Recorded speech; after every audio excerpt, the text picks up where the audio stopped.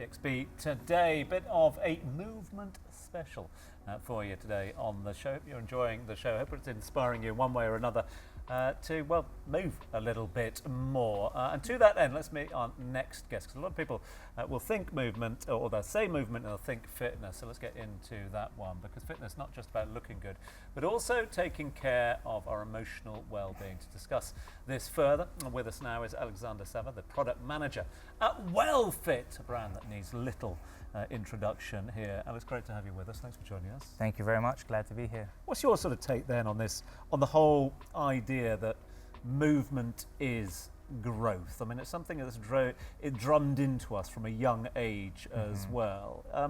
Is it strictly true?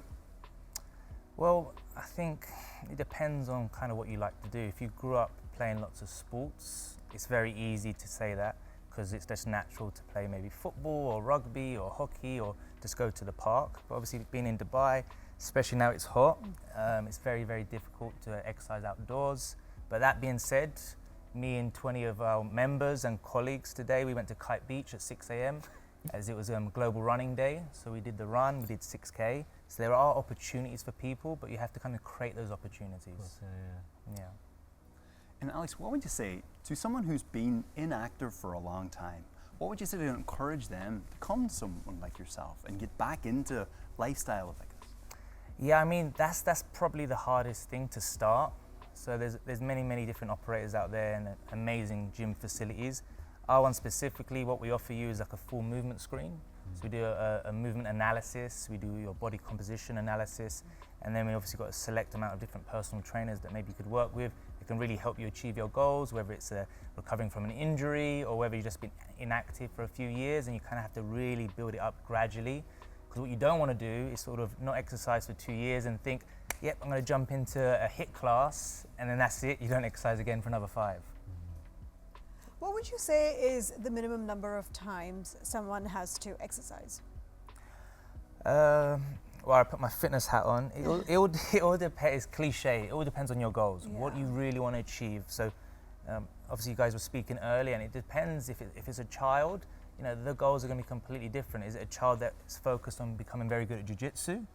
Are they focused on really trying to just be fit and active, or are they specifically got a certain need that they need to develop? Now, for adults, generally speaking, it is generally kind of more centered towards some sort of weight loss goals, generally speaking, but not always. It could be that you have a marathon coming up. It could be that you're doing the HYROX coming up in Abu Dhabi in July. It could be a range of different things. So depending on that goal, I would say as a safe option, around 3 times a week is safe. If you've got a performance goal, I'd say, 5, even 6 times a week. And Alexander, we're actually seeing a shift now from people doing, exercises and such for aesthetic purposes to more of a mental health and emotional well-being. Is it something that you're seeing more of right now in Wellfit? 100%.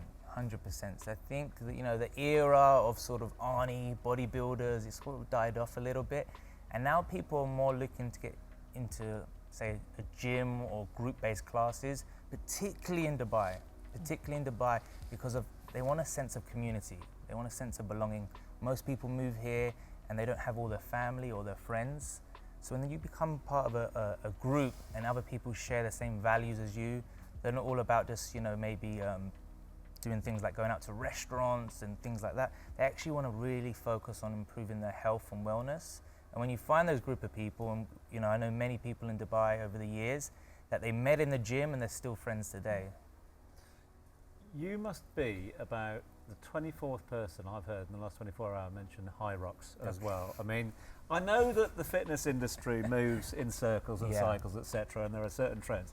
But what sets HYROX apart? Because I know that you're dabbling as well at the moment, aren't you? Yeah, I mean, we launched a sort of partnership, Wellfit, with HYROX ME for 3 years, which is huge. It's a huge thing, and there's one coming up in July in Abu Dhabi. There was one just now in Sharjah. But it's not just in Dubai. This is like a global phenomenon. Yeah. So it exploded. It originates from Germany back in 2017. Then kind of post-COVID, boom, it went around the world. Now, I think what sets it apart is kind of two major things. Whether you do the race in Dublin, Tokyo, or Dubai, the race is always the same. And there's an option to do it either as an individual, with your friend, or as a relay. And then what that does, it allows people to bring together, compete with their friends across the world. And again, back to the word community, it's kind of bringing people together with sort of joint values. Let me ask, Alex, a lot of the families I work with in clinic, the kids are struggling and you really want to help the child, you want to help the family. How would you bring families into a service like yours? Well, I'd say we have the offering. So we've got 4 flagships. 3 of our flagships have a huge junior offering. So we have about 1,000 junior members. So we've got everything from martial arts, jiu-jitsu, kickboxing, taekwondo. We have a range of different signature products for kids. So things kind of like parkour, ninja warrior. We've got a really cool signature program called Pod Wars. So kind of tie in a little bit with like children having like that need for stimulation. So there's like reaction lights. It's not just kind of like games, but they're sort of gamified, and that way they get a bit more engagement, they feel a bit more stimulated. And it's not just, as I said, like normal games that we would play growing up, like It and Tag and all these sort of games. Exactly. We play loads of those games and the kids love it. But a lot of the time they're not really playing these games all the time in necessarily in school. Maybe now during break time it's too hot to play outdoors. So we create a lot of games, and we use like an area, kind of like a parkour area. So it's almost like being in the playground, but indoors. So in Dubai, it works. Let me, a little follow-on from that. It's music to my ears as a clinician, because a lot of times my children and parents, they live in shared world, or like separate worlds almost, but now they have this shared enjoyment and something to talk about on the car drive home.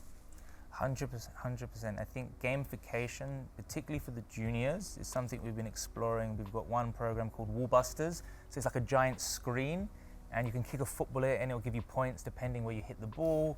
It's got a range of different games, and I think anything along that route there for juniors, particularly the teenagers. We find like when they're 5 to 7, you can engage them quite easily with British Bulldog. 8 to 11, you know, the attention starts to go. At 12 to 15, unless there's some sort of levels to the game, you're gonna lose their interest a lot of the time. Alexander, that's definitely some great advice you've shared with us. Thank you so much for coming on the show, and I'll make sure to pop by Wellfit because it's in my neighborhood. 100%. I'll see you next week there.